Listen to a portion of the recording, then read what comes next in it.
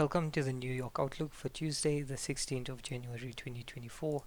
Starting off with the economic calendar for the US session, we've got USD Empire State Manufacturing Index, red folder news, and then about an hour and a half later, we've got Bank of England Governor Bailey speaking.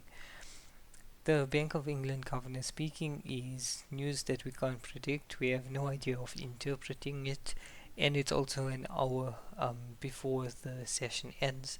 In my opinion, it's best to avoid trading during this time. Probably just call it a day at this point if you don't get into any trades. If you do get into any trades, I would highly suggest that you close these trades prior to the speech. Then moving on to the charts.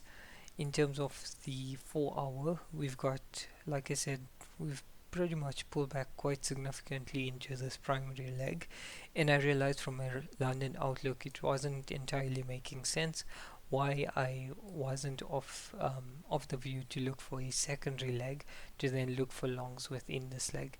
And the rationale is as follows.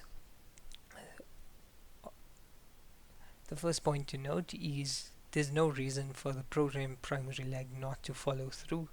The pullback phase has effectively ended, and we did get validation of that. So if we look right here, we've got the validation of this last point of supply being body broken, indicating that the pullback phase has ended.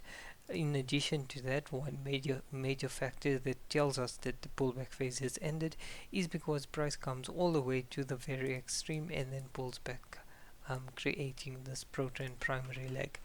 So with those factors in mind, we also have to consider why is price actually pulling down, and does it make sense for price to pull all the way down and then retrace somewhere here and then continue. Generally speaking, it's doing that because of one of two options. Option one is that it's seeking more liquidity in order to continue the bullish move, and the most obvious or prominent place for liquidity being swept is in fact the starting point of this pro-trend primary leg. As you can see, we've come down quite significantly, and it makes a lot of sense that price will probably come down and take out these relative equal lows. Having said all of that, the other option is that there's a change in the market and we're simply waiting for confirmatory evidence. That being that the confirmed bullish trend has come to an end, and now we approach unconfirmed pro-trend scenarios and then potentially move into a bearish market. However, we do need confirmation of that fact. Then if we look on the 15-minute, like I said, the reason why I'm not considering any 15-minute unmitigated POIs to the left, perhaps I'll just add this.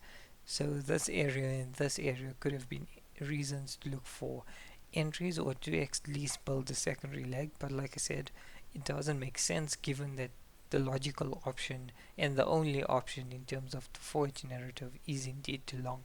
So these areas don't make sense to trade, and my other view is that we've got previous highs and low of the days that are indicating a direction towards the downside. If you look at yesterday, the high was created before the low, suggesting that direction, and again today it's a similar scenario.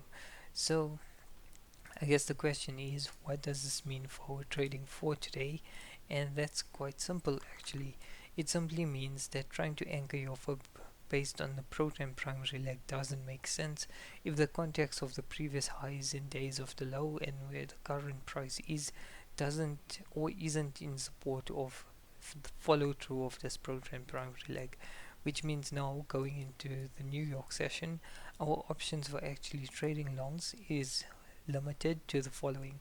One, we actually move down, we wick the low or the start point of this original pro-trend primary leg, effectively resetting it, and then we can look on the 5-minute to see if a New York low of the day has been met. If that is the case, the second point would be that the New York low of the day must meet certain requirements in order to trade long. The first being that we need New York high impact red folder news to support the long move. The one plus we do have today is that claimant count for GBPUSD was positive, suggesting a long GBPUSD trading bias. then we need Empire State Manufacturing Index to be negative for the USD, which then would support continuous bullish trading. However, our window for actually getting into a profitable trade is limited to 1.5 hours, because by the time Bank of England Governor Bailey starts speaking, we shouldn't be in any trades because we don't know what exactly he may say in his conference or speech. So my bias is still primarily longs. There's, in my opinion, there's only a reason to long, and given where we are, the best option is to wait and be patient for a reset or extension of the program primary leg from the 4 hour. Once that occurs, we can then reassess how we want to position ourselves, or the other alternative is that we're going to end up body breaking the swing structure, effectively putting us in a pro trend unconfirmed scenario, and we'll navigate that accordingly.